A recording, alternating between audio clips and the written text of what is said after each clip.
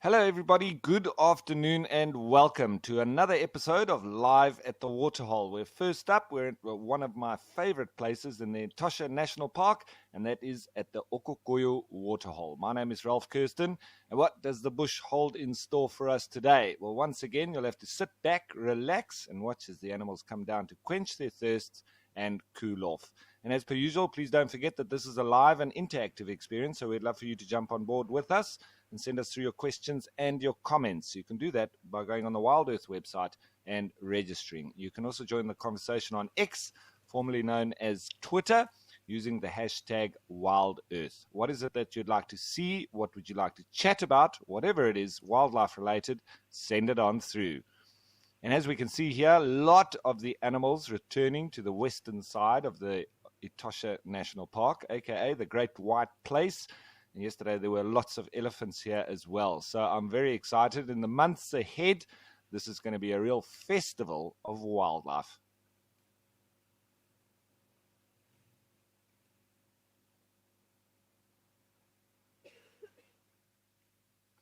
One nice big bull there with a big herd of zebra, still growing. There's still more coming in as well. There were some springbok about a bit earlier, and I'm sure we'll see some gemsbok or oryx coming through as well. Maybe some kudu and black-faced impala, who knows?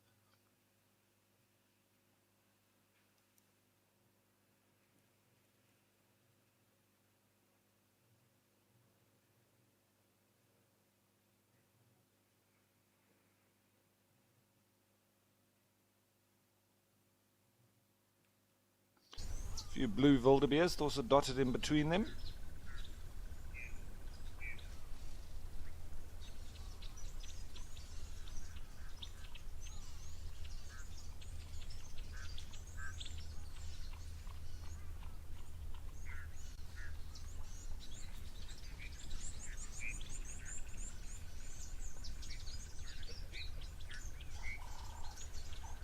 I think it might be a little acacia pied barbet that's calling in the background.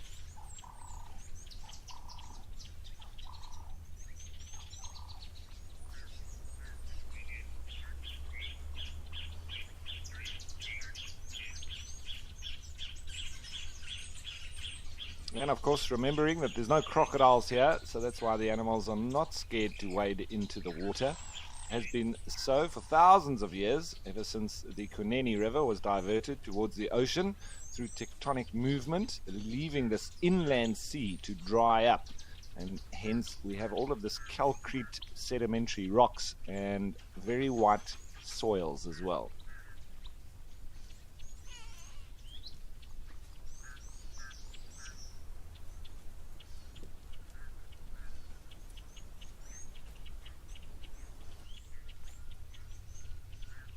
So Joanne Melo saying happy Tuesday, Wild Earth, beautiful day ahead. Good to hear Ralph's voice again. Yes, and lovely to have you on board once again, Joanne. Then Mercedes Bean saying greetings, Ralph, Wild Earth crew and chatters. Happy Tuesday. Straight back at you, Mercedes Bean. Lovely to have you on board and looking forward to what the bush holds in store for us.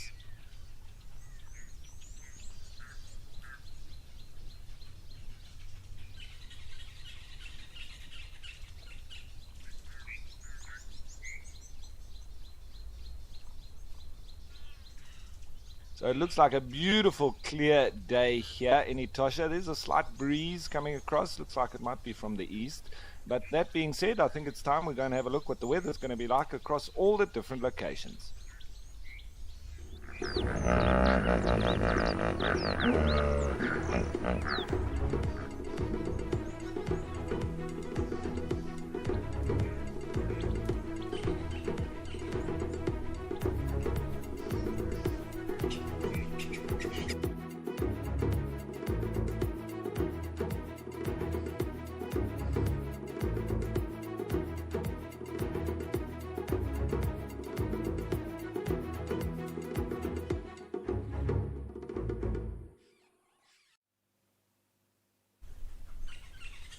So a little bit of a mixed bag, some rain, some clouds, but definitely none here in Etosha, in the north central parts of Namibia. Beautiful and clear, and as I've said, a little bit seems to be an easterly wind coming through, and that normally makes it hotter this time of year. So it's almost like a second summer, nice and dry as well. And that's what's driving all these animals back to the predominant permanent waterholes.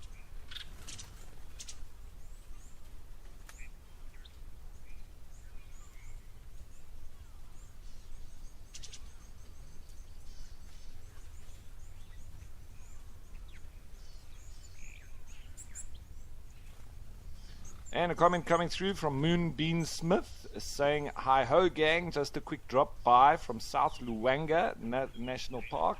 And that's up in, is that in Zambia, Moonbeam Smith? I'm assuming so. Otherwise, you're welcome to correct me. But welcome aboard.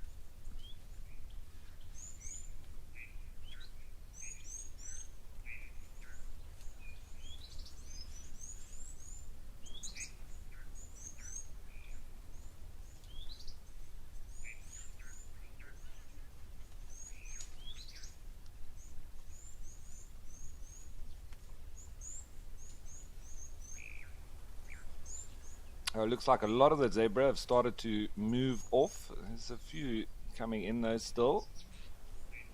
And I'll be heading off to the feeding grounds and going to graze.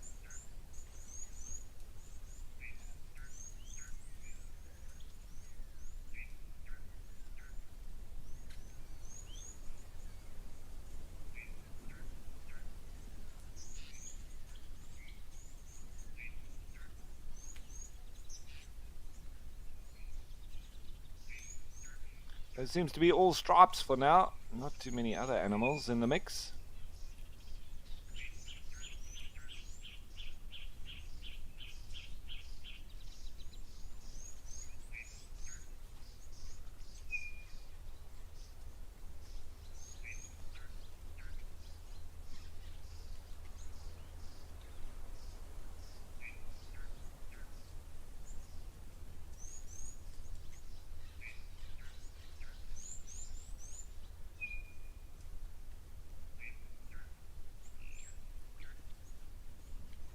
So Moonbeam Smith was saying Zambia. It is, so I was correct. That's fantastic. What a wonderful national park that is, Moonbeam Smith. I hope you enjoy yourself.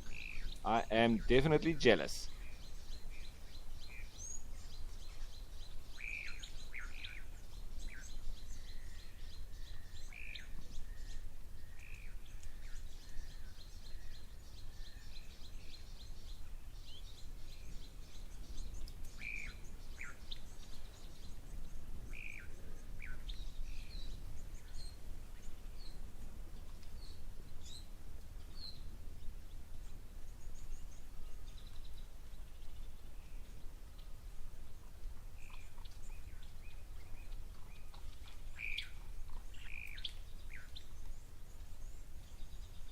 So a few springbok joining the fray now.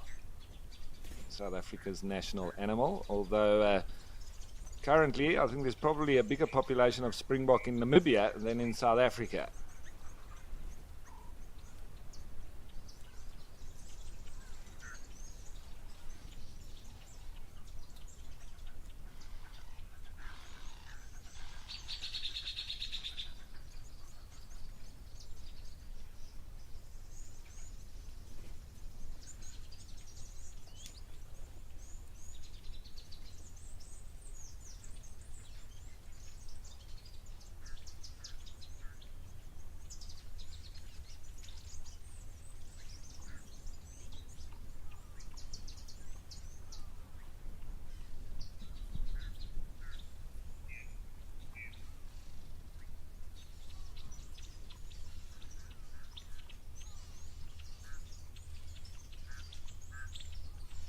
And it won't be long, and we'll be heading straight into the rutting season. So there'll be lots of springbok fighting, as well as especially the black-faced impala.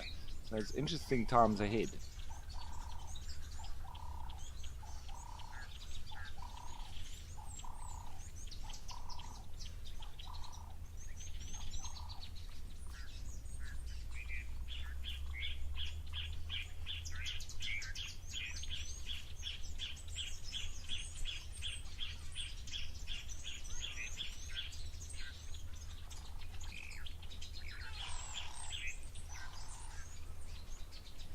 I'm really hoping at some stage we get to see some members of the Umbika Lion Pride. They often do come through here.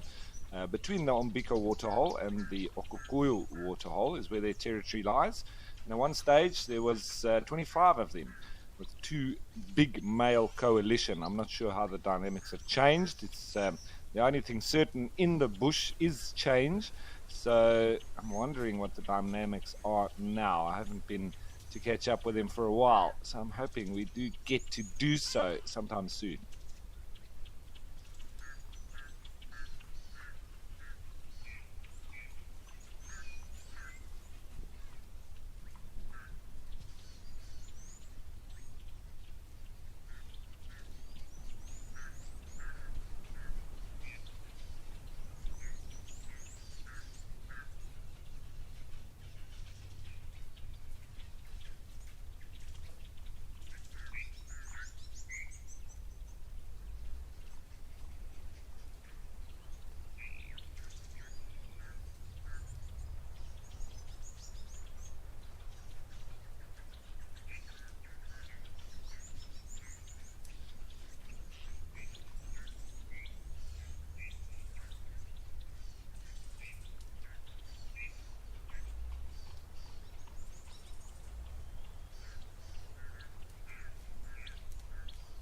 So the wind definitely coming in from the east now. I can see that.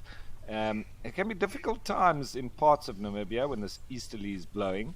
That's what, sort of begins those desert storms. And some of them get so strong and they blow for long periods of time as well, day and night, sometimes for up to 2 weeks. And these desert storms have been tracked from space, and you can actually see up to about 100 kilometers out to sea the sand being blown from the dunes. It's just absolutely incredible. But in the small towns towards the coast, where it obviously ends off before heading out into the ocean, it's quite difficult during those times because there's a lot of very fine sand in the air, and particularly mica, which has a real like glittery look to it. And we used to have to close up everything and put all our digital equipment into bags and lock it up in the closet or in the cupboard. And you would clean a table, and half an hour later you run your finger over it, and there's this fine powdery sand on it. It just gets in under the doors, through the windows. It's just incredible. So it does warm things up in winter, but it does make things a little bit difficult at times as well. Not always very comfortable. I've had times going down to Sossusvlei when the easterly is blowing, so much so that we haven't even gone up the big dunes. The tourists were not in for it. And getting back to camp and so on, blowing day and night, it's not fun when you're camping and you're eating lots of sand with your food. It's almost impossible to keep it out. There were days when we also ate our food in the game viewer and in the vehicle, because it was the only way to get out of the wind and the sand.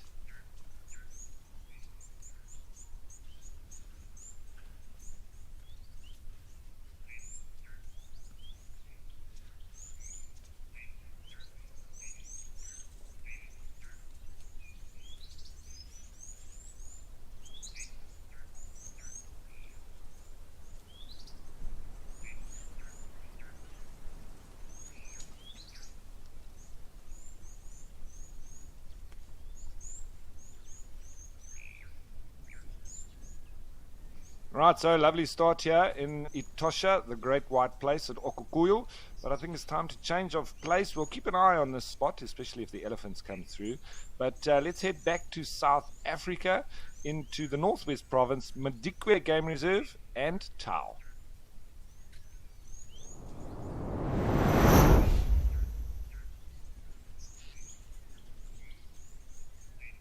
Where we do, in fact, have some elephants. It looks like a nice little breeding herd, and also some stripes. There's an impala, blue wildebeest. And Joanne Mello was saying that it looks hot there today. I assume that was in Etosha. Glad the animals have watering holes.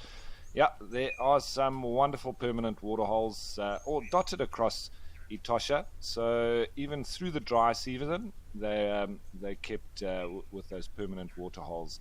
They are sometimes quite far between them and between the feeding grounds, so the animals have to work a bit harder. But they will have water all the same, but it just makes for wonderful game viewing with the animals all concentrated around those water holes.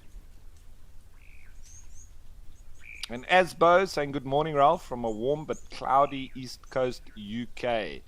I'm glad that you guys are warming up, heading into summer. I think the weather will be a little bit better for you. So enjoy that warmer weather, Asbo.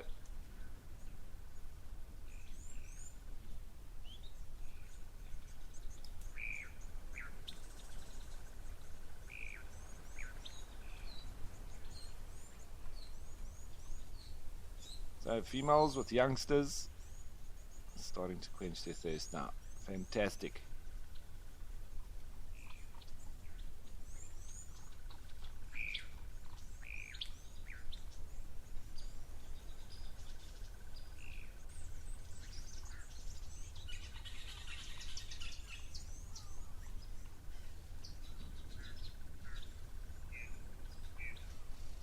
Can you hear the red-billed buffalo weavers chattering away? There must be a nest, I think, in a tree above the camera itself.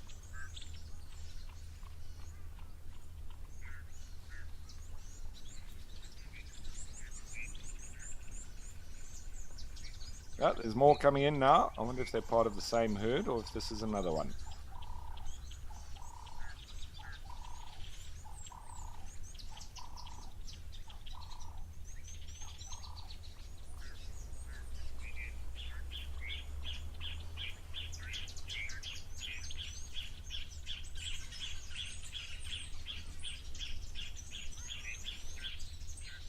So obviously lots of waterfowl still present. It's in the foreground. There's a spurwing goose. There's an egret off on the left there. And there will most likely be the red-knobbed coots and the common moor hens and the plovers, three-banded plovers, blacksmith lapwing, heron, grey heron, as well as sometimes the spoonbills coming in. Egyptian geese are always here.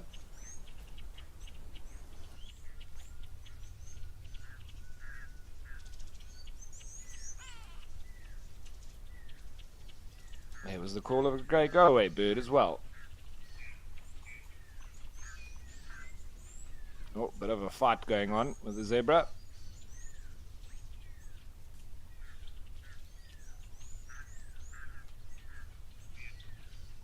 And one of the baby elephants there having a drink from mum, it seems.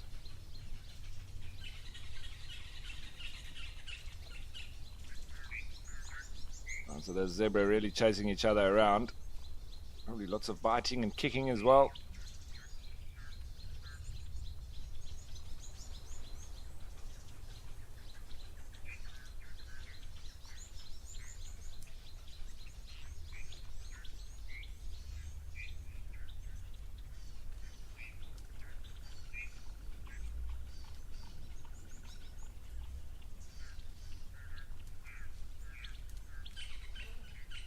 There's maybe two harems coming together, and then potentially the stallions trying to steal the females from their opposing numbers, while the blue wildebeest look on in disgust.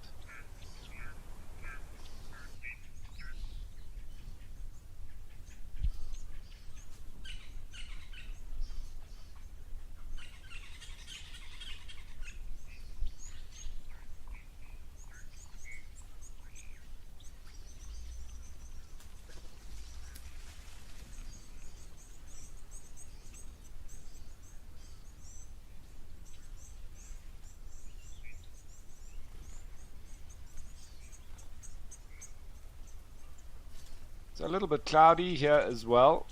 It's hopefully cooling things off a little bit. It can get very hot in these parts. Even though we're heading into winter, the daytime can still head into upper 20s, lower 30s quite easily.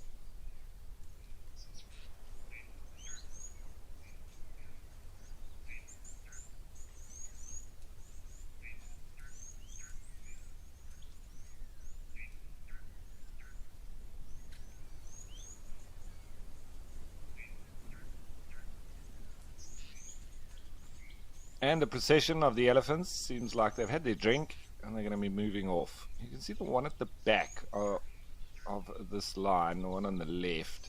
It's just gone out of view now. It's leaking quite heavily from its temporal gland. It can be any kind of stress with the elephants. Sometimes I've even seen it occur while in the sighting with the elephants, you know, whether it was our presence or just something between the group, and it started weeping from there.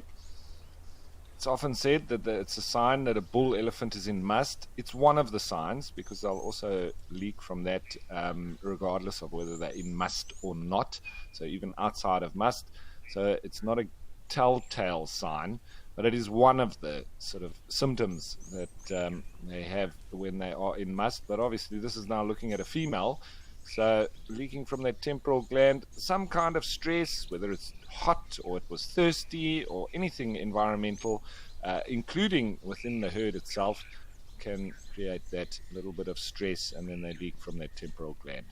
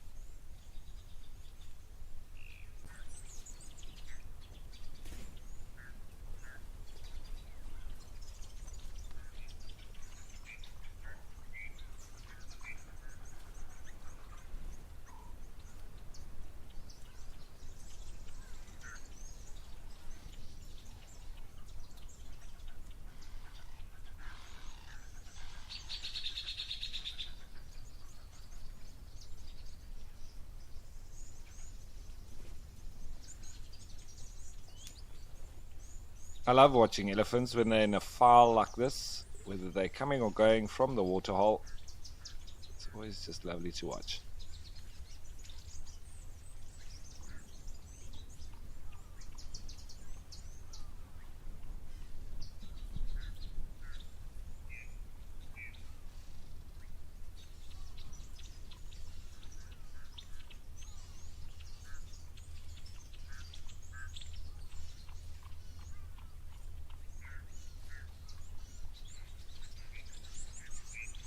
So Real Greens was saying it would be rewarding to identify the bird calls we are hearing live. Okay, Real Greens, I'll do my best across the whole show to pinpoint the bird calls and identify them for you as best I can. So the one that we're hearing now the most, it's a very croaky little call. Well, there's a few now. There's a yellow-breasted apellis that's doing what we call the techno dance. Tweet, tweet, tweet, tweet, tweet, tweet, tweet, tweet, tweet. So yellow-breasted apellis. There's also a chin spot batis calling, but it's a little bit of a croaky part of its call. Normally they do the three blind mice, but in this case it's a bit of a quack, quack. He's doing a funny part of his call, not his usual full dialect. And we must also remember that in different parts or different game reserves, the birds will have different dialects.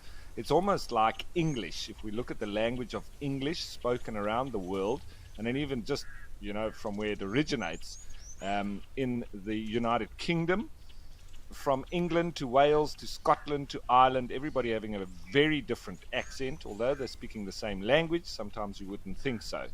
And it's similar, probably not quite as far with the birds, but different parts of Africa will have the same bird species, however with slightly different dialects. And so sometimes you can hear different parts of the call in different parts of Africa coming from the exact same bird. And in this case, it seems like here in Madikwe, the chinspot batis likes this croaky part of its call, whereas in the greater Kruger, you'll hear them more so doing the three blind mice.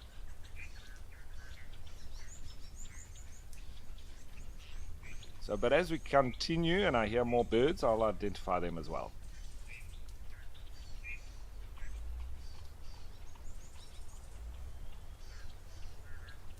Then Richard was saying, hello Ralph, has there ever been a recorded case of dwarfism in elephants?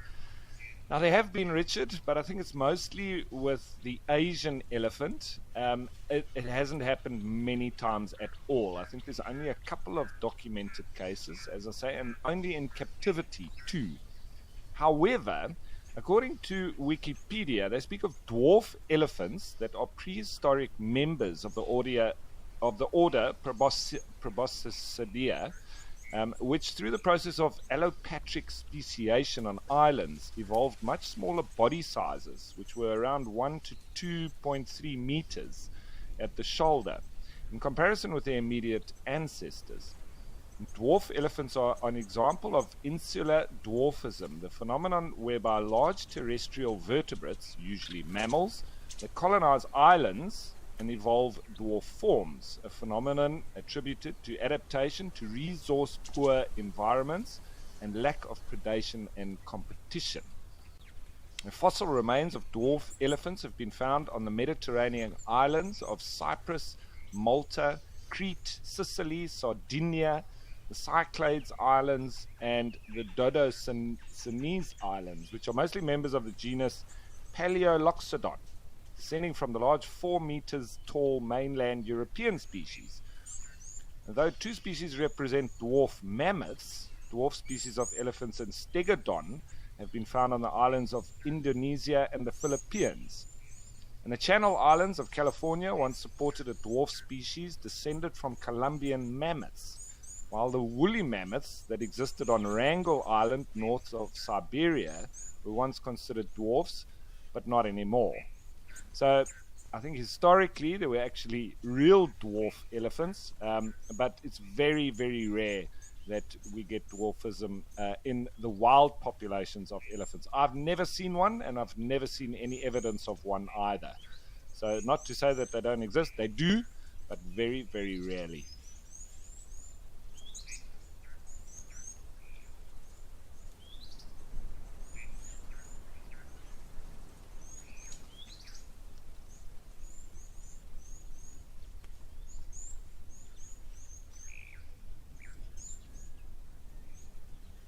All right, so while these elephants continue in their procession and leave us, I think we'll leave them too, and let's head to the Greater Kruger and Naledi Dam.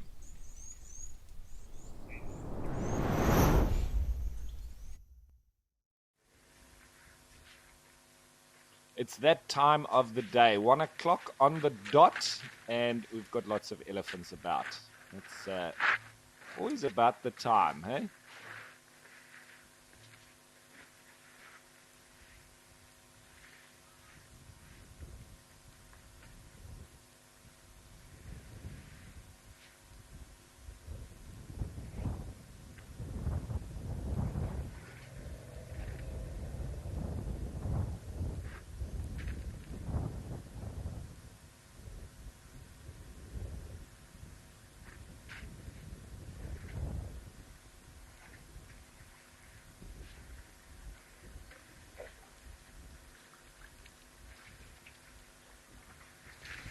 So lots of clouds in the background, and those are looking quite ominous, as in there's potential for rain.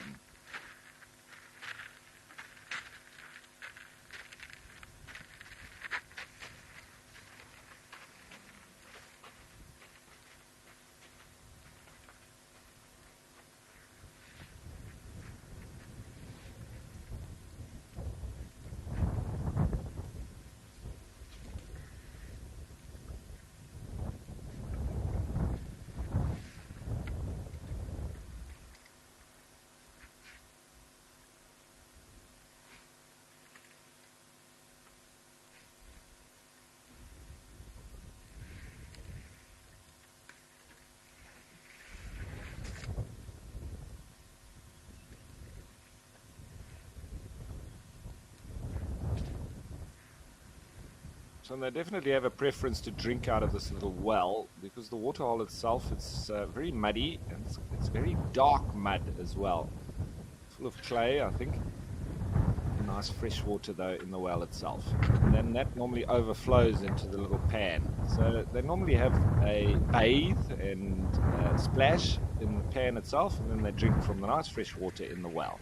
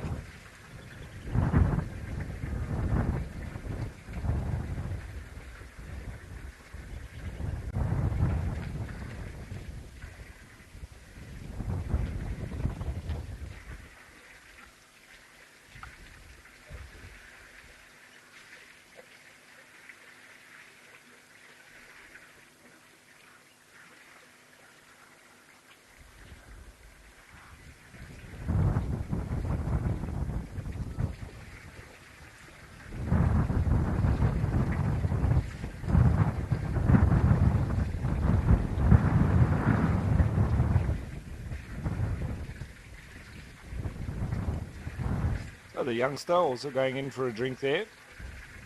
Nice to see.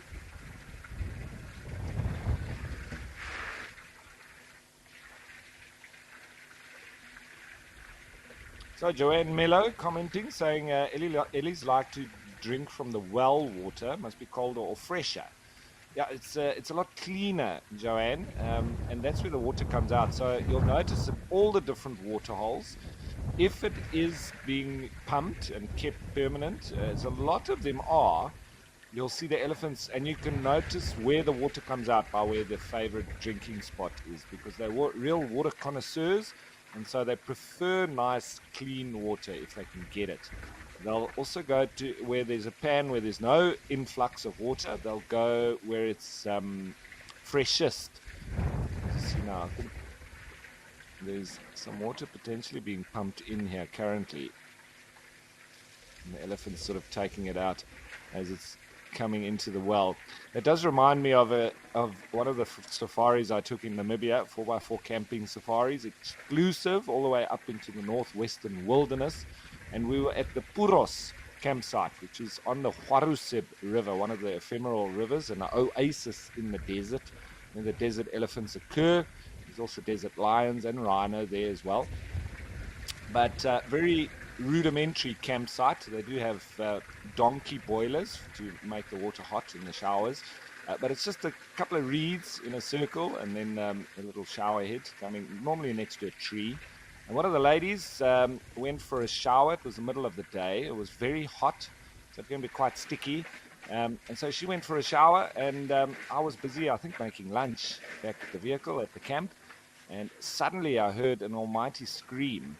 And I ran in the direction that it came from, and I saw an elephant, and she had started to have a shower. She was having a cold shower because of how hot it was, and suddenly the water stopped, and she looked up, and there was a trunk sucking the water out of the shower head.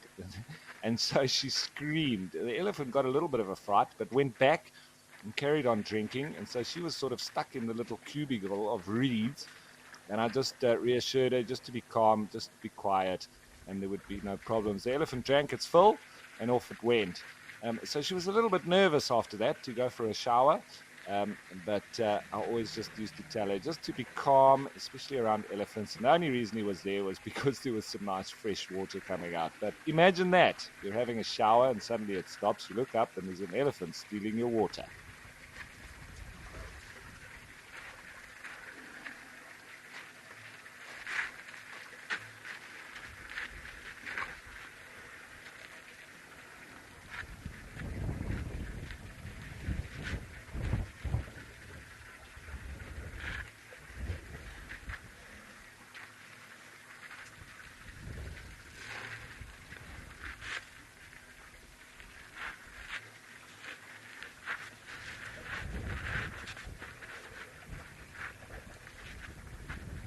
Well, looks like there's some more arriving. Cute little youngsters amongst them as well. This is lovely close-ups too.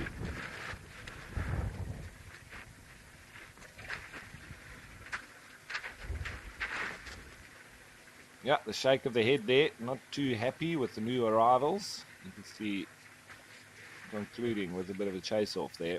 He wants the well to himself.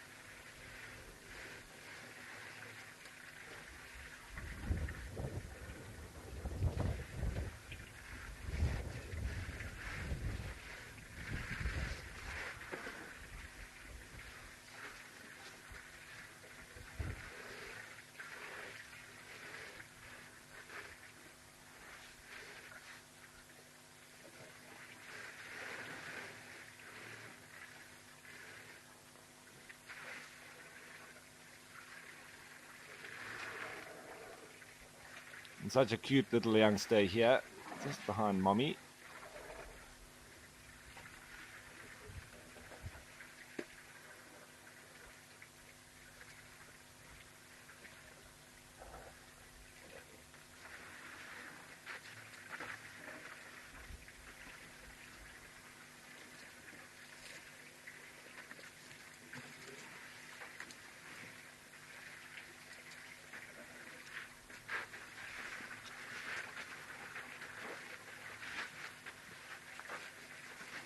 And even more coming in.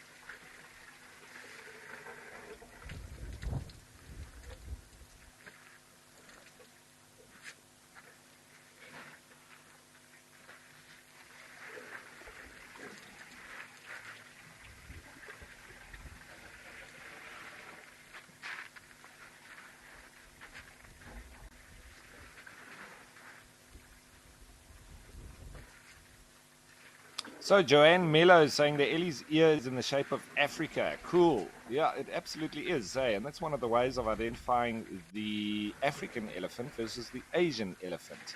And it's quite apt that the African elephant's ears shaped like the map of Africa. So spot on, Joanne.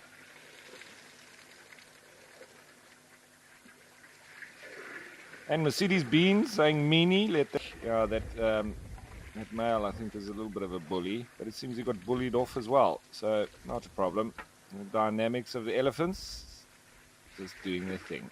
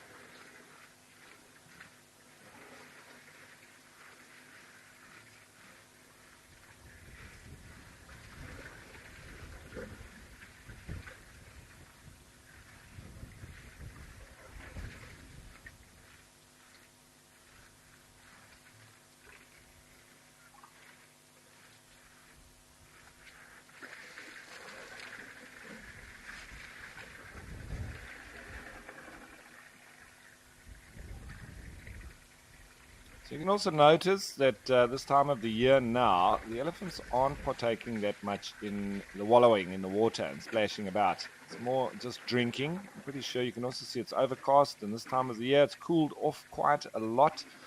So when they come to the waterhole, it's more just about quenching their thirsts than cooling off as such, because the temperature has dropped quite a bit.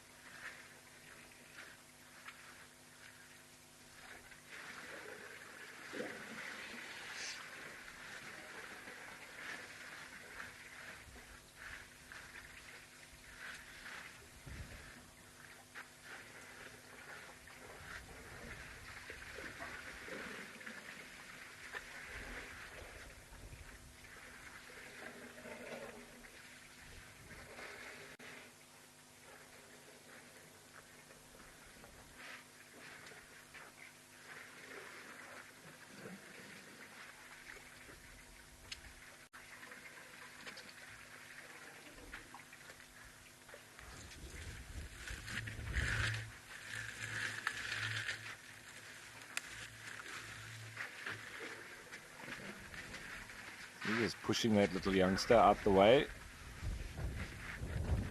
There's a little bit of argy-bargy around as well. There's not much space for everybody.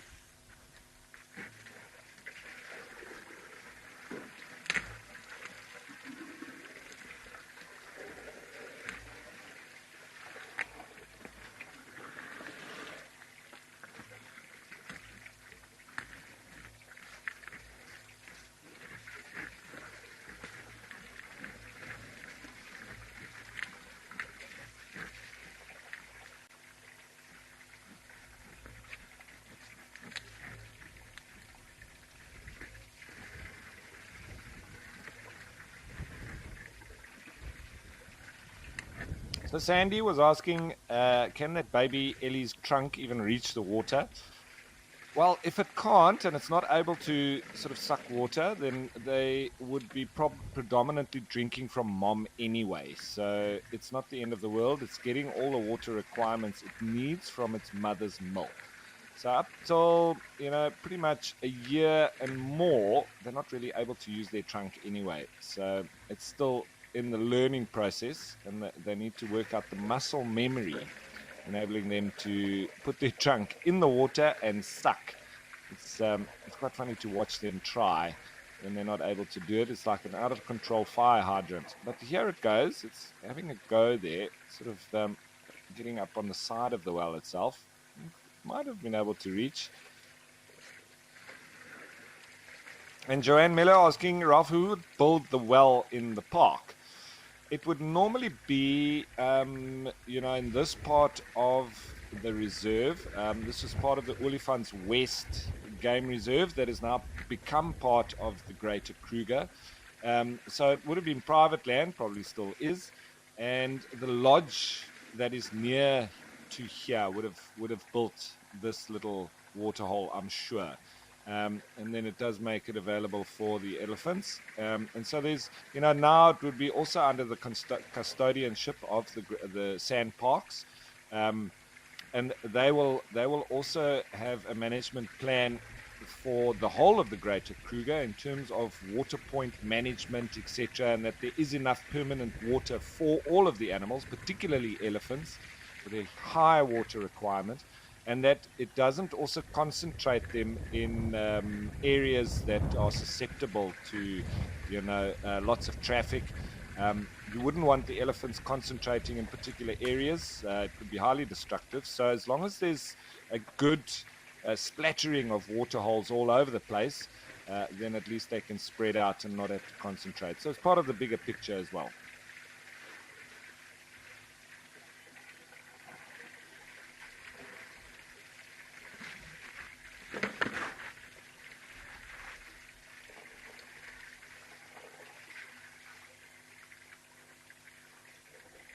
Now, Carter was asking, why do they have to learn to use their trunks if things like ear flapping and tail swishing seem to be natural reflex? So, yes, Carter, that's a very good question and interesting, because the ear flapping, the tail swishing, it does seem to come naturally. But the same as with humans, babies can drink from their mother instinctively. They can also breathe. They can also poop. And so, there's some of these things that are instinctive and others they have to learn. The trunk is, everything is there. They just need to learn how to use it, when to move their trunk. Look at it now, you see. So in the first year or a little bit more, it's sort of lots of practice and playing around and just getting all those muscles working in the right places when it wants to. So initially, the brain isn't quite working as it should with the trunk. It's still working out how it must use it. So it's not really one of those fully instinctive things. To drink from the mother is fully instinctive, and they're able to. So when they're in that first year of age and they do want to drink water, they normally actually go down on their haunches and drink with their mouth out of the water hole. But in this instance, a little bit of an unnatural waterhole with that well. If that baby really wanted water, it could go down, kneel down, and get some water out of the pan itself. But I'm pretty sure it's got all the requirements it needs from its mother's milk, even though it wants to copy, and that's how they learn as well. It's mimicking mom, mimicking the other ones, and you'll see as they grow, they'll not only mimic here around the water, also around feeding. They seem to copy the techniques of all the other adults. So if they're starting to graze on grass that are in big clumps, you'll see the elephants sort of circle their trunk around a clump of grass and they kick it with their foot to help it get it out of the ground. And I've watched some comical times with little babies mimicking the adults, but not quite getting it right. Often missing the clump of grass and falling over, or not quite grabbing it properly with the trunk and then sliding off of it as they kick it. So it all comes down to practice. And that muscle memory comes with time as well. The elephants can also walk within the first few hours after they're born, whereas humans, how long that takes. It can be, a year or more for babies to learn to walk. So there's a few things that they're ahead of us on, but others maybe not so. But I think they're probably in the lead, I would say.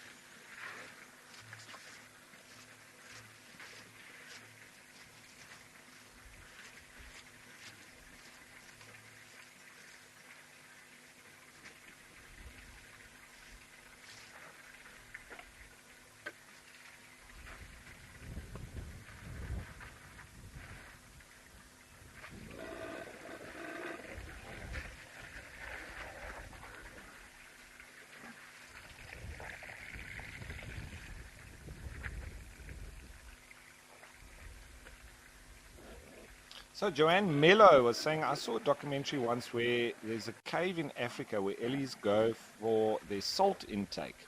I forgot where in Africa, but it was awesome to watch. And I've just been doing a little bit of digging on that, Joanne, and I found on the Tsavo's Trust where they speak of the Ketum Cave Elephant, Mount Elgon's salt miners. And I think this is in Kenya, I think Kenya or Tanzania. And they say that buried underneath the border topping Mount Elgon is a cave that by night is the foraging ground for a group of mining elephants. The Ketum cave elephant have adapted to the mineral-poor environment surrounding Mount Elgon by mining for salt under the earth. The Ketum cave is an ancient lava tube formation stretching over 200 meters into the mountain's depths. It has long been used by human societies living on Mount Elgon's sloping bounds.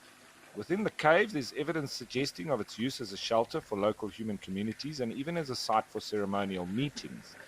There's also plenty to suggest that this is and has lengthily been an elephant mine. Mount Elgon gets a lot of rain, so often does it rain there, and with such volume that despite the fact that volcanic areas are often mineral rich, Mount Elgon's slopes tend to lose their minerals to the rush of water. Inside the cave, however, the richness of the volcanic area's minerals is maintained. It is in the search of sodium-rich salts that the elephants of the area are encouraged to venture underground. The elephant, like many other animals, require minerals to maintain their physiological balance. Sodium, in particular, plays a crucial role in their diet. The 300 or so elephant that call Mount Elgon home often venture into Ketum Cave at night, looking for loose rock that will satisfy this crave for sodium. And the Ketum Cave elephants use their trunks to hoover up any loose rock that they find within the caves. And if they find none, they use a combination of their tusks and brute strength to break off sections of the cave's interior walls. In this way, the Mount Elgon herd has shaped Ketum Cave. The mark of their mining here is immediately obvious to anyone who goes inside. Furthermore, it's thought that the salt mine underneath Mount Elgon may serve some purpose in fostering of Mount Elgon's elephant society. The mineral-rich salt deposits act as a gathering spot, and they are thought to have long attracted different herds from the surrounding areas. And these congregations present opportunities for social interactions, mating, and the sharing of vital information about resources and territories. So thanks for that, Joanne. It's wonderful to learn something new, and of salt mining elephants in Kenya. Fantastic.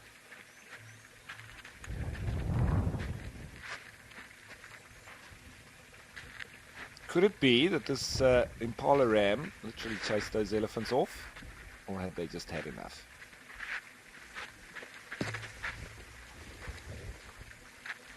So then Diane from the UK was asking, at what age do elephants first give birth? So Diane, they can give birth, the females, from any age from about 12 or 13. That is very young. It's more so from about 15, 16 years of age, generally.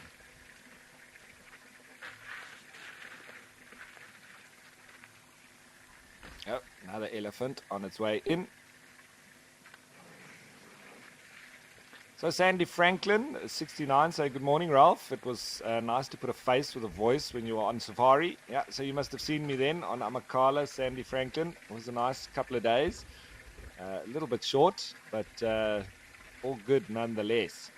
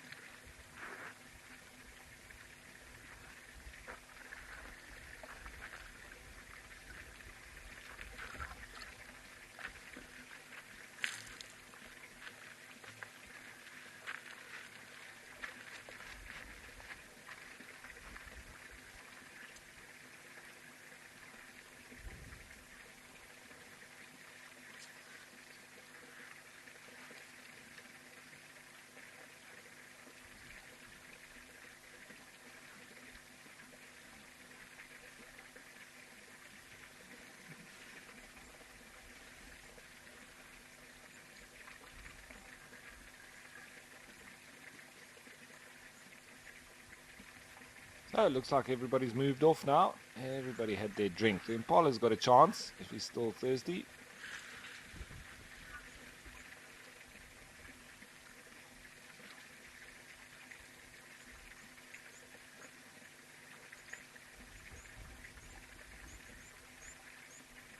So now that it has gone quiet, I think we'll also move off and let's head to Zimbabwe and Victoria Falls.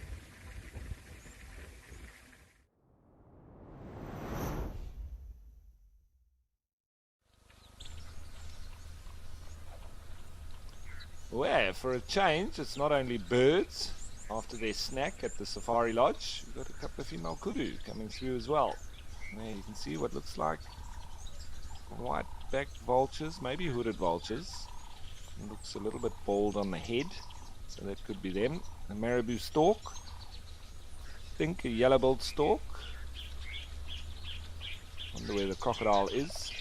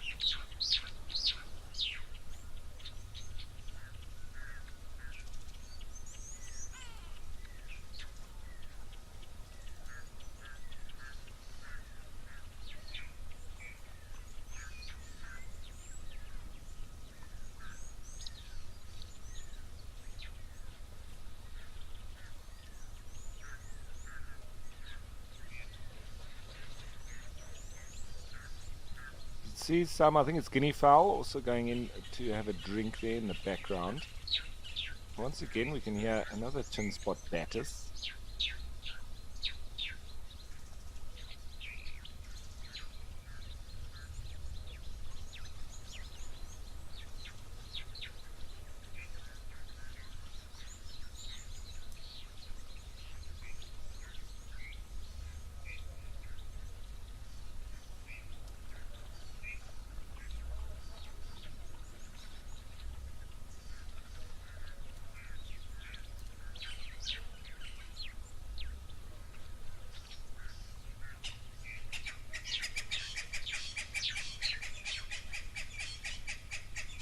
That'll be a red-billed spur fowl making that racket.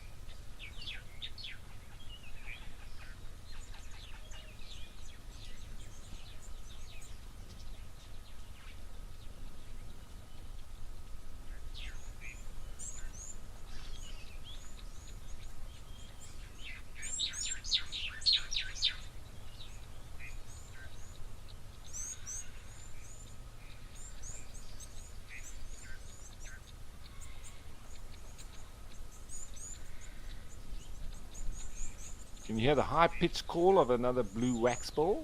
There's a few of them there, somewhere here near to the camera.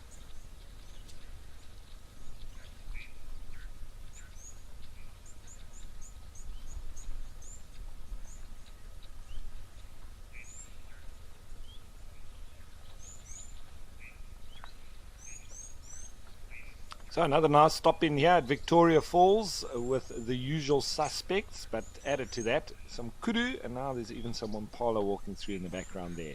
That being said, let's change of place and let's head back to Etosha and Okokoyo.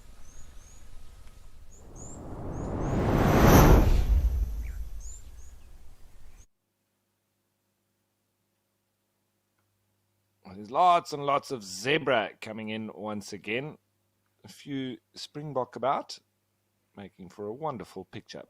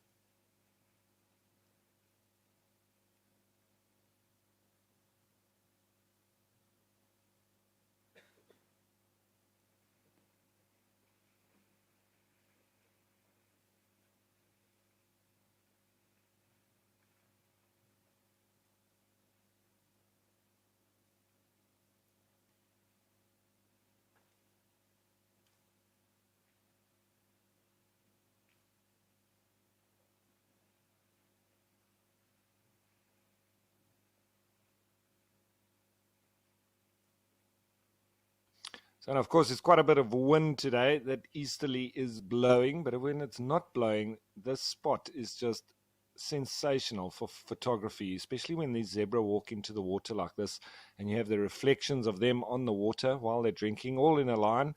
This is beautiful.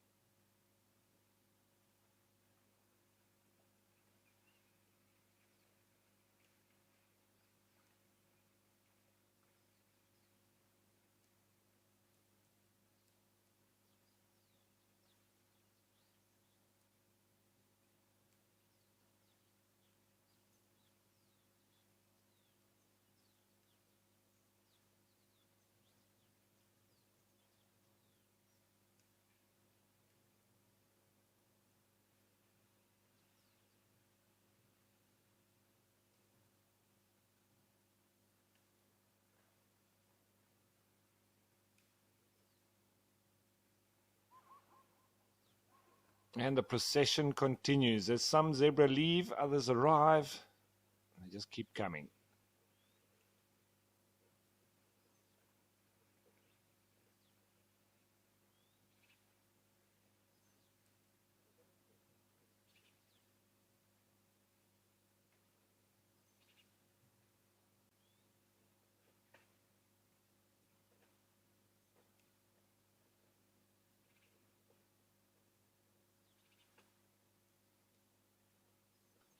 A little blacksmith lapwing along the shoreline in the foreground.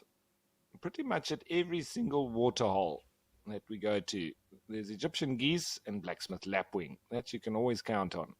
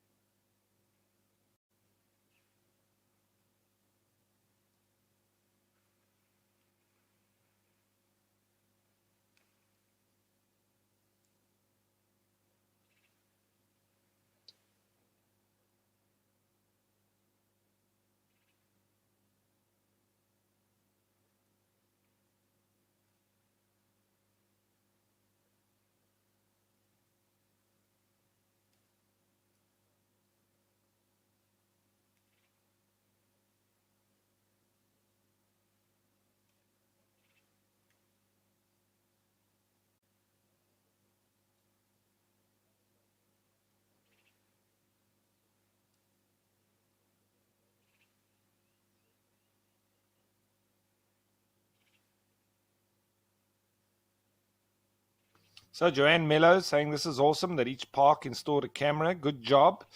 Yeah, I think both from a viewing perspective, also from a security perspective, marketing as well for all the different places that have the cameras.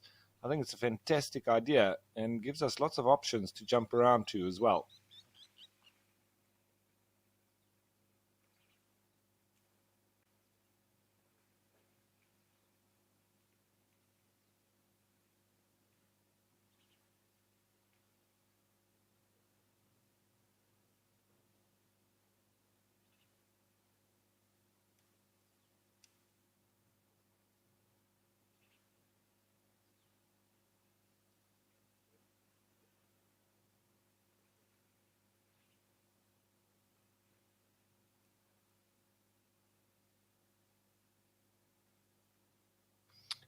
So now that the zebra have started to leave, I think we'll do the same as well. And let's go back to the greater Kruger, but this time to Rosie's Pan.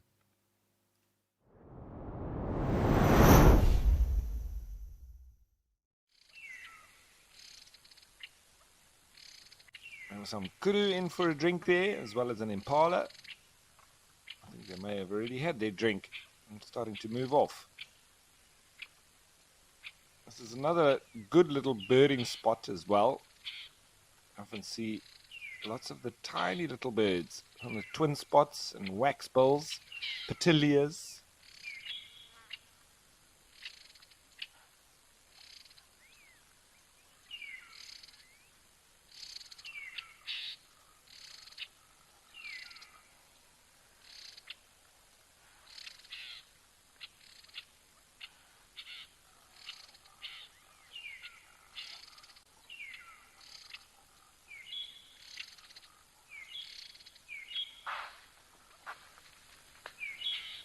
Oh, something scared them off there.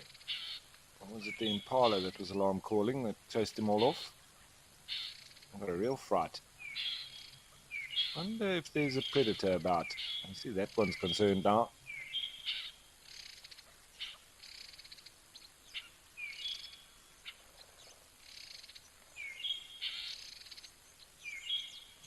The impala seems to be quite relaxed. I think that was a false alarm. I could be wrong.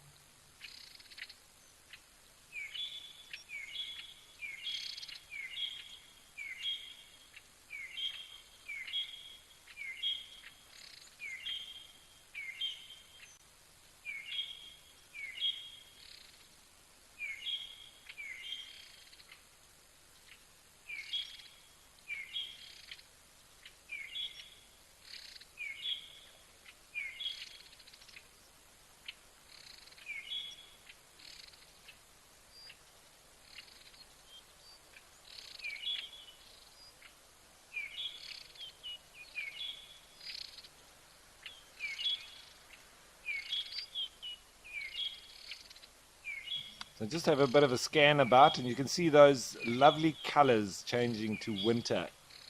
All the leaves starting to drop after they've changed color.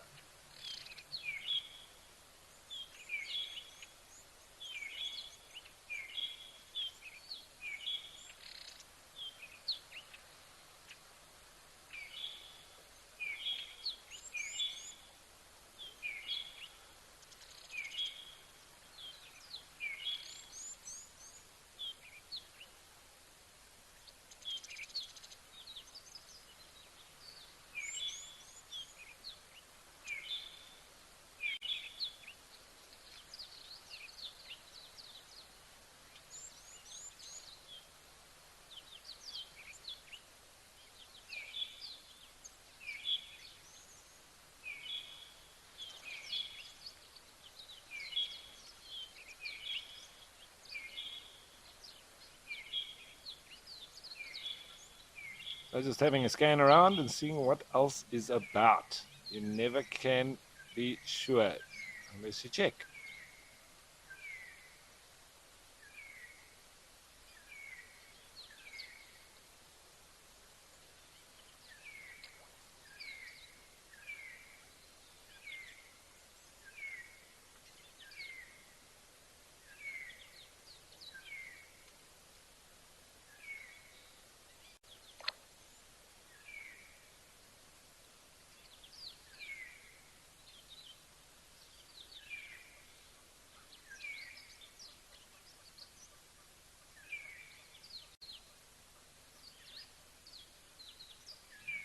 So a little bit quiet for now.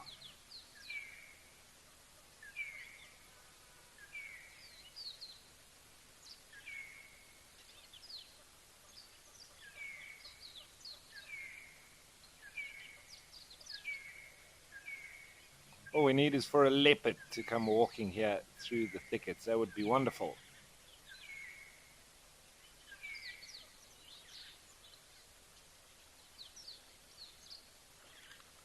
All right, now that it's a bit quiet here, I think we'll head back to the Madikwe Game Reserve and Tau.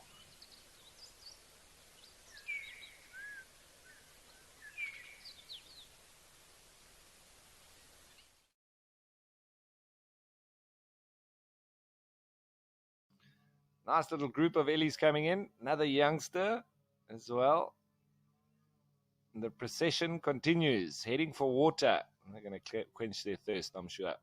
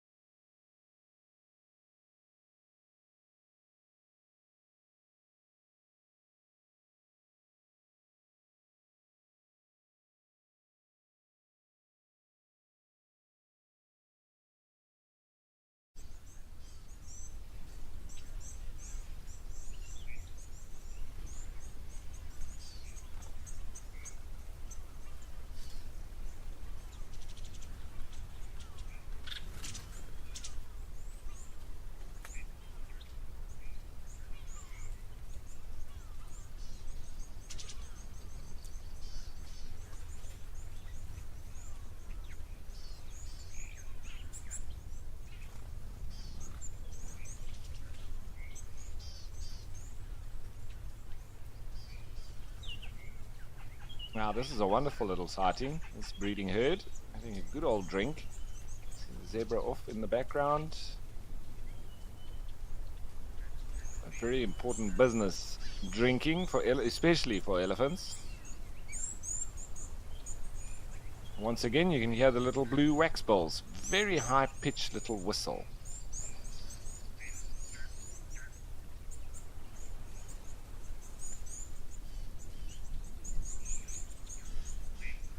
Now 19RT 92 saying good morning from Texas. Hope all is well with everyone. And good morning, well, for us, good afternoon. RT, all the way from Texas. Nice to have you on board with us.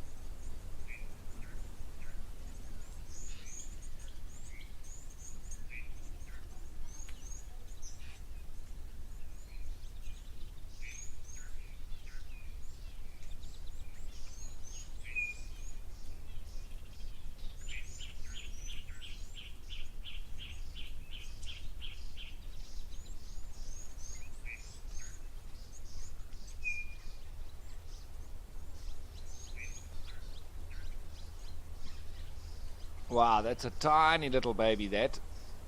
Following in behind what seems to be quite a young mom as well.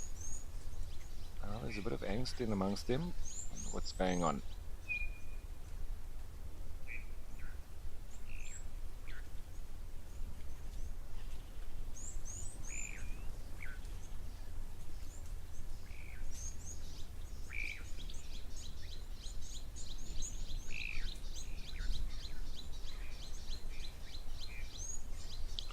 So big discussions now. Lots of communicating between the lot of them. This bull, give it with a big notch out of his ear. I don't think I've seen him before. He's had an ear flick there, aggressively.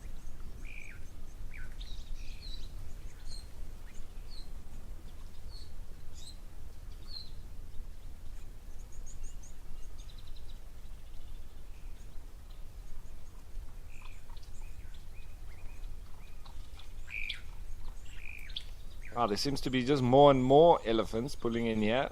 This is turning into quite a nice sighting.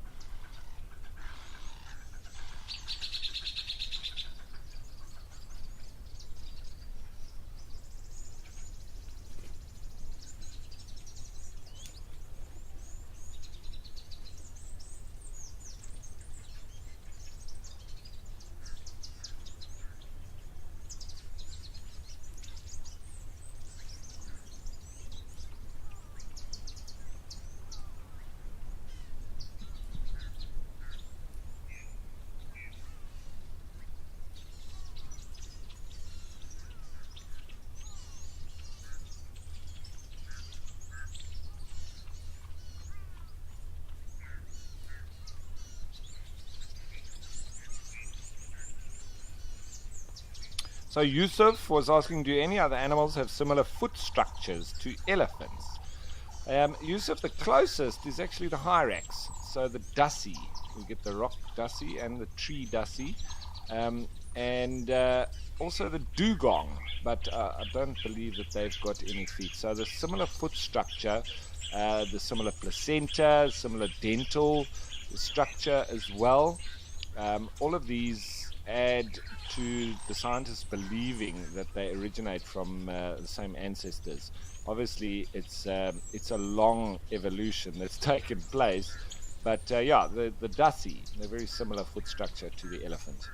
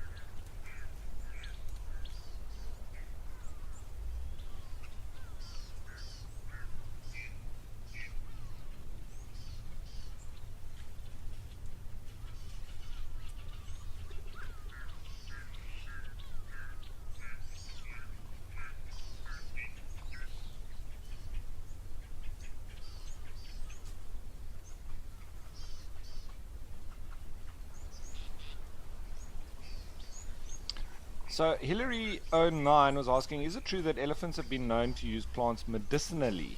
I think I read it somewhere. So yes, absolutely, Hillary. There's vast intelligence and IQ with especially the older generations of elephants. They pass this on to the youngsters. And a lot of the plants help, as medicine, natural medicine for the animals themselves if they're feeling bad, if they've got injuries, etc. For instance, the sickle bush is like the pharmacy of the bush.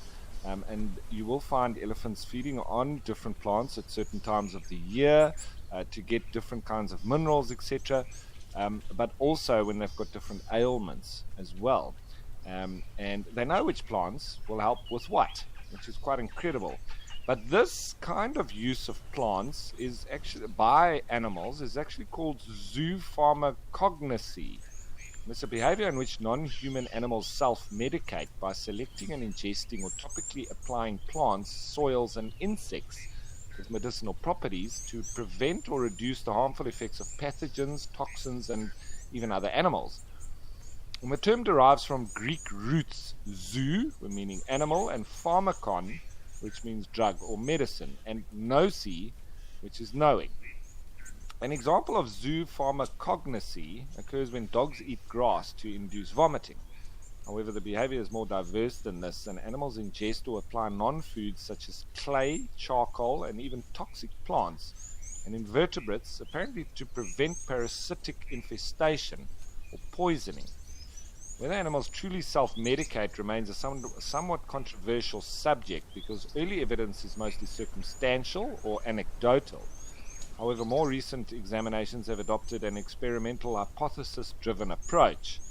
And the methods by which animals self-medicate vary, but can be classified according to function as prophylactic or preventative before infection or poisoning, or therapeutic after infection to combat the pathogen or poisoning. And the behavior is believed to have widespread adaptive significance. But I think in the case of elephants, I think there's a lot more intelligence involved, and I've definitely seen injured animals, sick animals, feeding on specific plants that are definitely medicinal and would help with their ailments. And it is a known fact with elephants, especially around this. I think that they would be the best sangomas or witch doctors out there, knowing exactly what different trees would help you for different kinds of ailments, and preventative as well.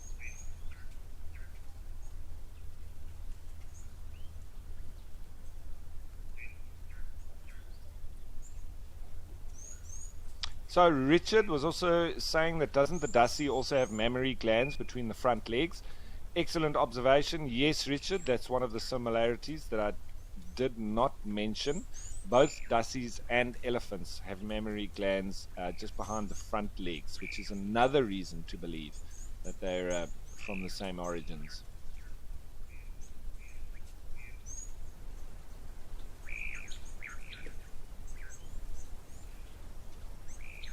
So Billy was asking, how would an elephant lose a chunk of its ear like that? Billy, it's generally as they're walking through the bush, that's probably one of the thinnest parts of their body in terms of the skin, and so it can get hooked on branches and thorns, etc. And it may just tear, and then sometimes it does split further after a small tear, and then it can just get into a big chunk like that. But I would say that that's most likely originated from a tear, and now it looks like a chunk.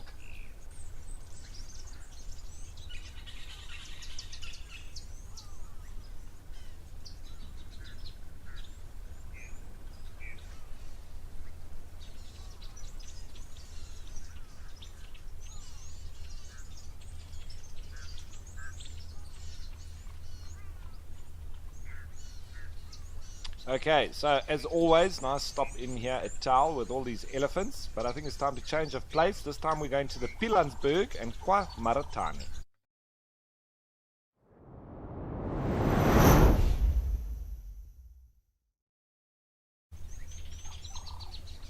This isn't too far from the Madikwe Game Reserve, but lovely to pop in here at Pilansberg and have a nice little breeding herd of elephants, just like at Taal. In a totally different spot. There's also a lovely birding spot as well. There's lots of these overhanging branches. More blue waxbills whistling away. And tin spot batis as well. There's lots of them in these parts, obviously, between Madikwe and Pilansberg.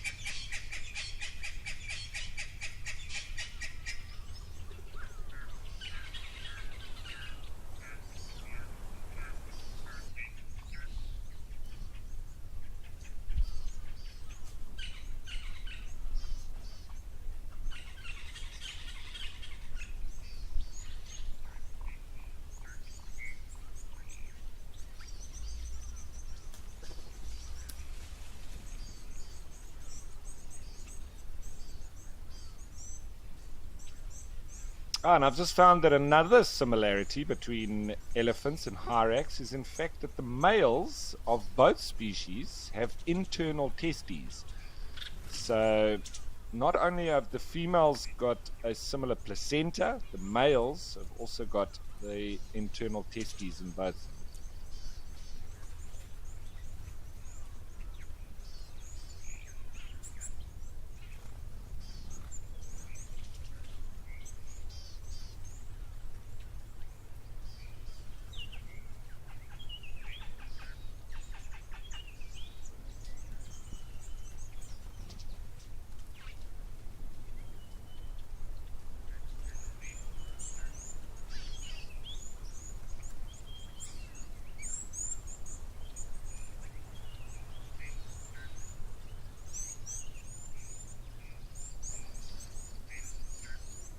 So now this is from Wikipedia, and they speak of the similarities with the Proboscidea and the Sirenia, which is the two different families.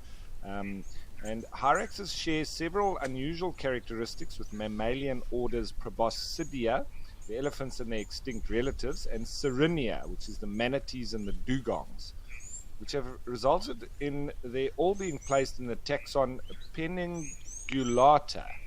The male hyraxes lack a scrotum, and their testes remain tucked up in their abdominal cavity next to the kidneys, as do those of elephants, manatees, and dugongs. Female hyraxes have a pair of teats near their armpits, as well as 4 teats in their groin. Elephants have a pair of teats near their axilla, and dugongs and manatees have a pair of teats, one located close to each of the front flippers. The tusks of hyraxes develop from the incisor teeth, as do the tusks of elephants. Most mammalian tusks develop from the canines. Hyraxes, like elephants, have flattened nails on the tips of their digits rather than the curved, elongated claws, which you usually see on other mammals.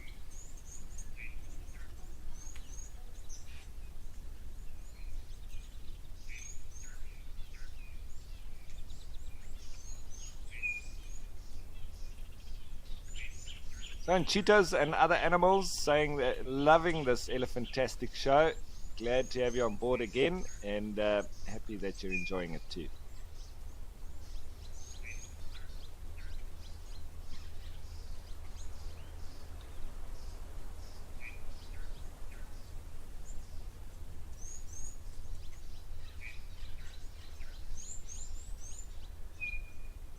So Ratty Love was saying, isn't it nice how the baby elephant always knows where mom is and stays right by her? If only human kids were so easy to keep track of. Ratty Love, I have to say that it's the the the calves aren't always like that, and mom has to sometimes sternly put them back in line. That one was a good little elephant, but there are some naughty ones out there as well. Just like humans, we have a lot in common, and that goes for the youngsters as well. You do have some naughty ones, and you have others that are not so naughty and they listen to mom a bit better. Um, but it's nice to have that uniqueness throughout the characteristics of the different individuals.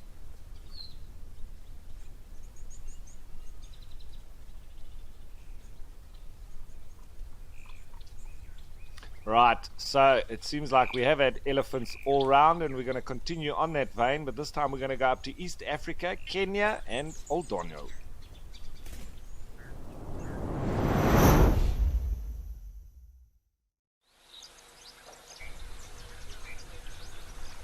With a beautiful perspective on a big bull. He's not one of the big tuskers that often visit here, but he is a sizable old fellow nonetheless.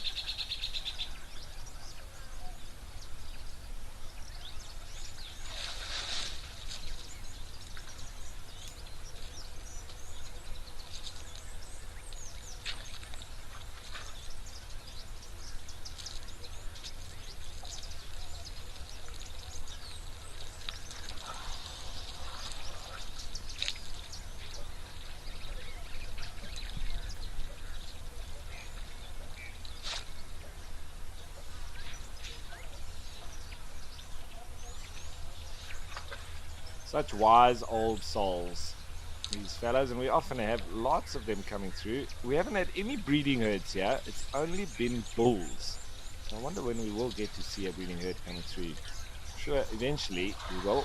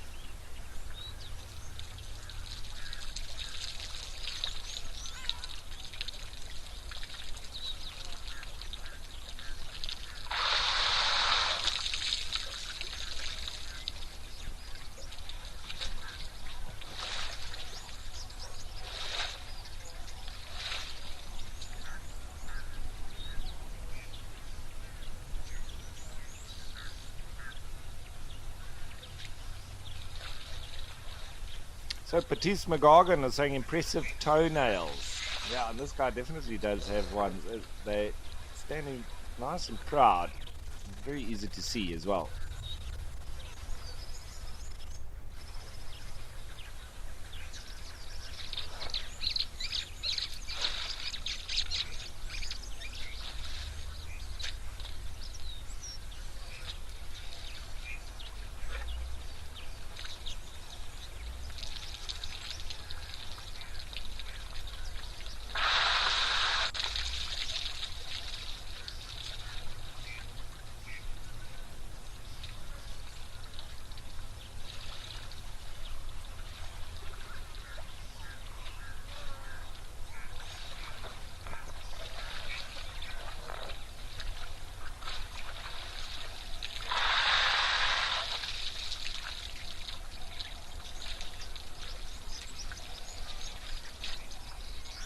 It's just such a wonderful experience here at Old Donyo as well. You don't often get to be so close to elephants, and with him not knowing that you're even watching him makes it all that much better. And this angle looking up at them as well. Everything about it. I just love this waterhole.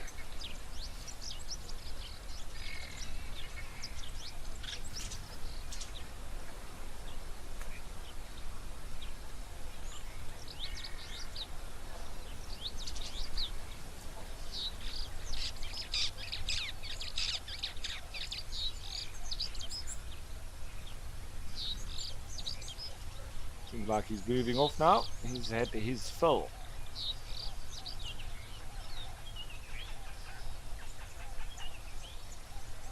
Okay, so we'll also move off as he's done, and let's head back to the Greater Kruger Park and Rosie's Pan.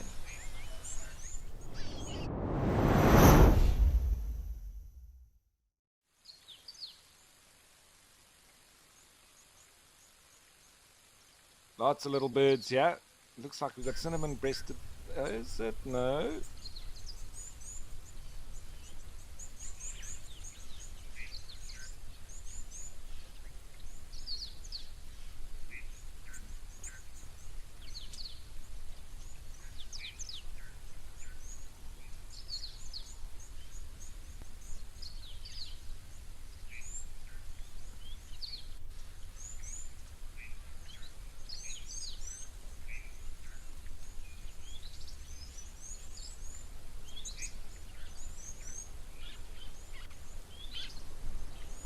These be yellow-breasted buntings, I think, might be.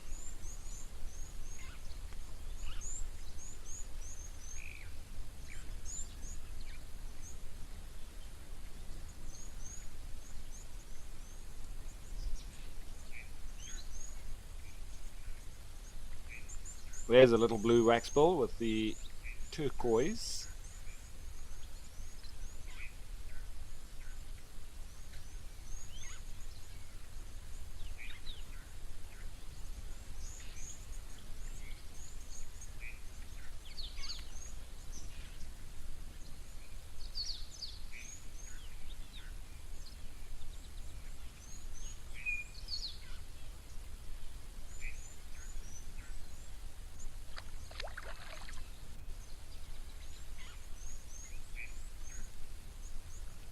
No, these are yellow-fronted canaries. That's what they are.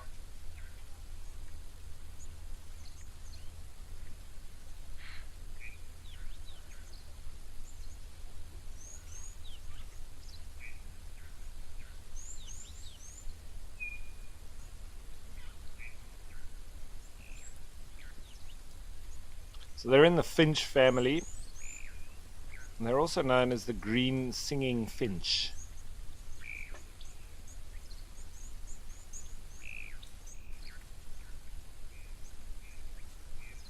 There's our blue waxbills.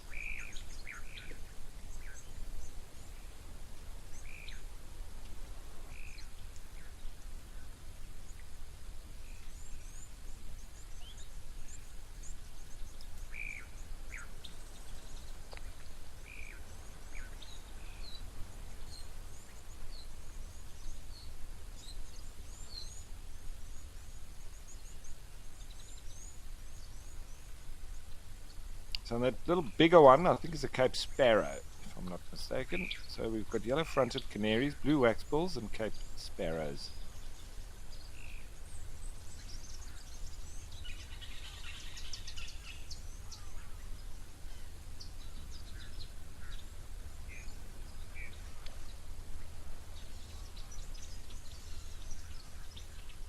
So Holly was asking, do birds bath to get clean or cool down? A little bit of both, Holly. It's important for their feather maintenance to dust bathe and as well as to bathe in the water. Helps to get rid of any excess oils. But you know, when you find them doing it in the heat of the day like this, it's obviously also helping to keep cool. So a bit of killing two birds with one stone. But yes, I think multifunctional, and I think they really enjoy it.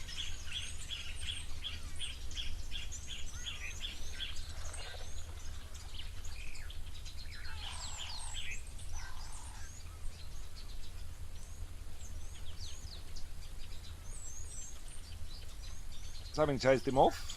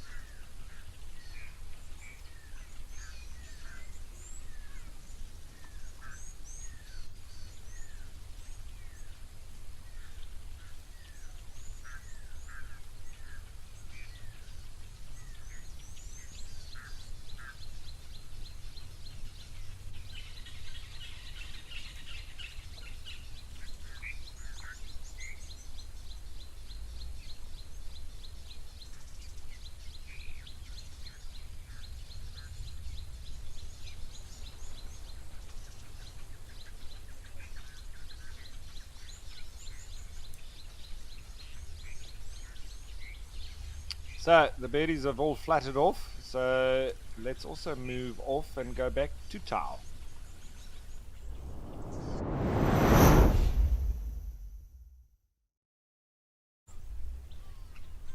There's still lots of elephants hanging about. Wonderful to see, and that big bull with the big tear in his ear. It's quite a big notch now.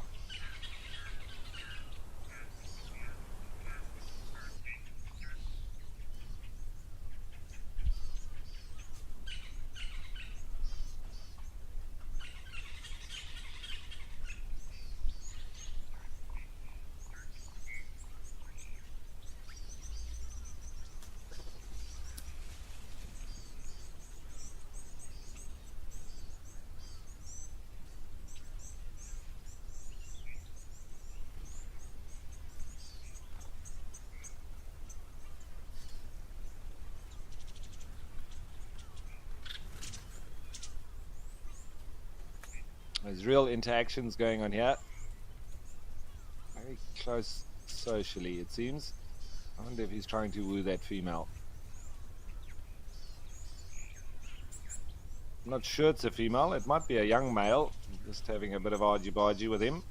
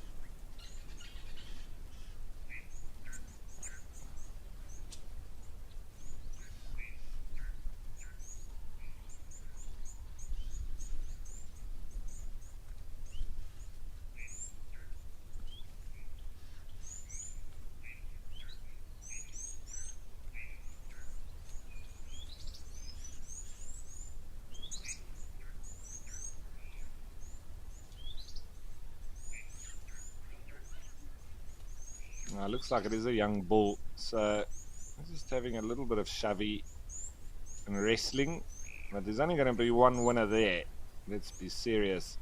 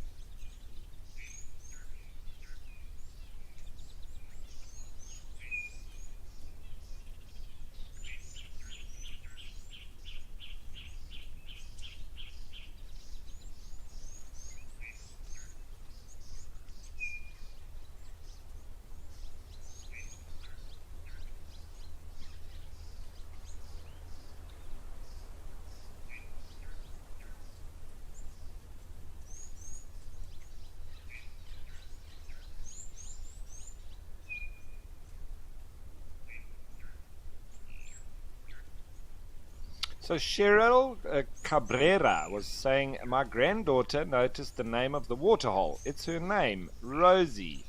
Oh, that's fantastic. So I'm sure Rosie gets excited when we go over to Rosie's pan.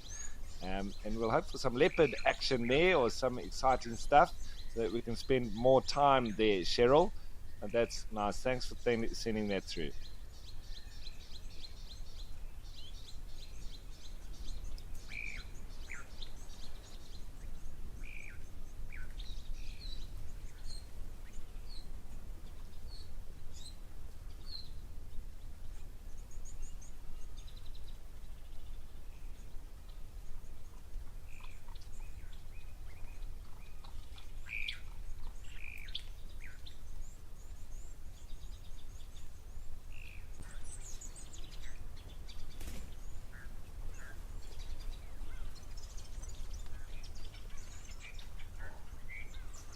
Wow, that big bull's really tolerating that youngster.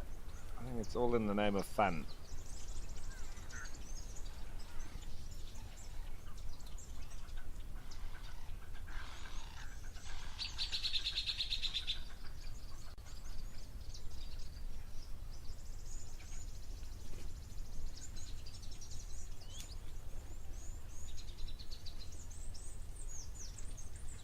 There we go, big guy. Show him who's boss.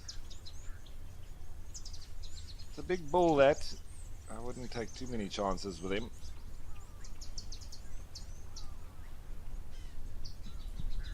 So Urban Jr. was asking, can elephants give birth to twins?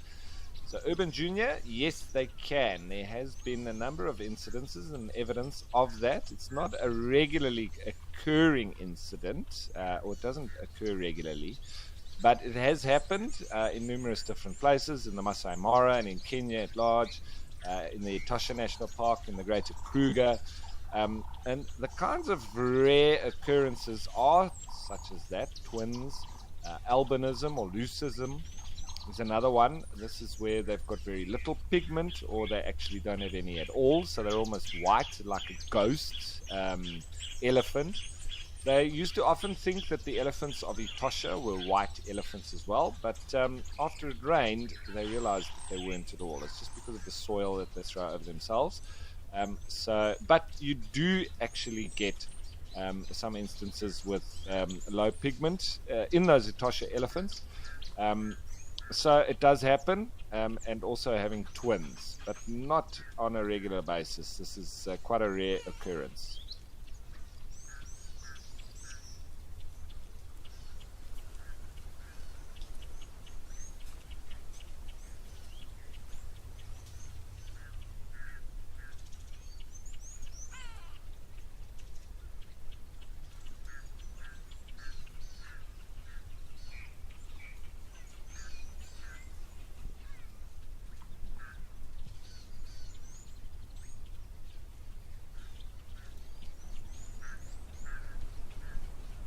So it looks like they've calmed down a little bit in terms of the fight between those two bulls. I think the youngster realizes he doesn't stand a chance. Now the big bull taking more interest in the breeding herd.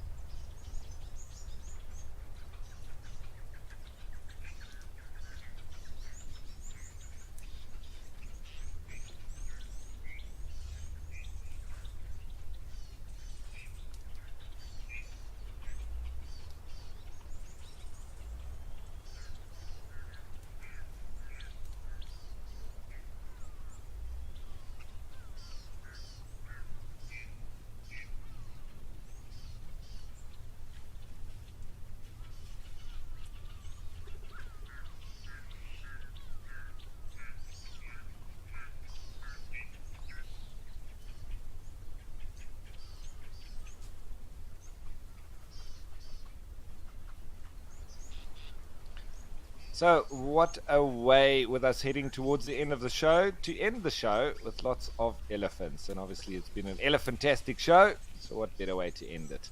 But we're nearly there. So, with that being said, thanks for everybody joining us. I hope you enjoyed today's show. And don't forget that later on there will be the Sunset Safari. And of course, I'll be back here again tomorrow, same time, same place.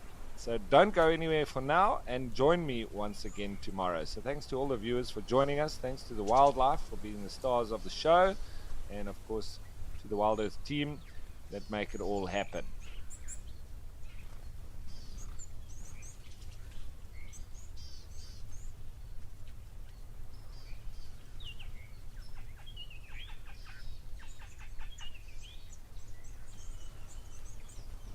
And Dusty Cole saying, thanks, Ralph. Have a good one, everyone. Straight back at you, Dusty Cole.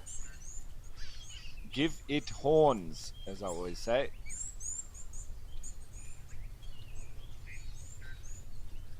See how much bigger this bull is than the rest of them, especially next to that tiny little youngster. Oh, and he's going to show him his little bit of aggression with his flapping ears there. Sternly been told off by mum.